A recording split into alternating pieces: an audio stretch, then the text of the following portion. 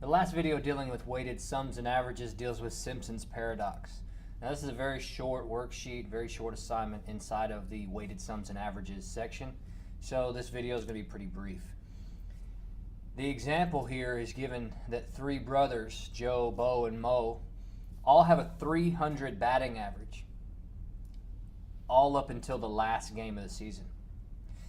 Joe has come to the plate 240 times, Bo has come to the plate 420 times, and Mo has come to the plate 600 times. The last game, Joe went 3 for 5, Bo went 4 for 5, and Mo went 5 for 5. The question is who ended the season with the higher batting average. And remember, when you're doing baseball, you go to 3 decimal places. Well, so what it's going to appear that Mo ended the season with the better batting average. And the reason it's going to appear that way is because they all have the same, but on the last game, Mo had a better game than the other two kids. Well, first thing you got to do is you have to multiply the at-bats times the average.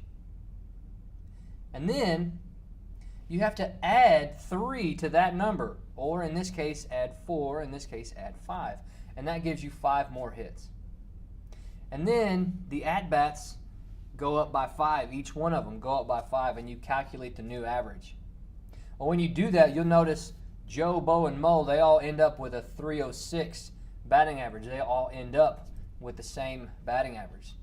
So what we're trying to say here is just because they have an average of 300, it's all the same. And then they have a different average for their last game. In this case, he has a 600 batting average, an 800 batting average, and a 1,000 batting average on the last game, is that the average times the other average does not give you the average of the combined events. That's Simpson's paradox.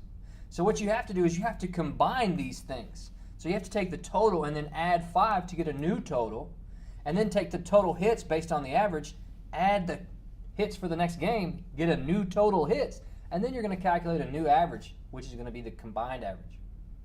And this is Simpson's paradox.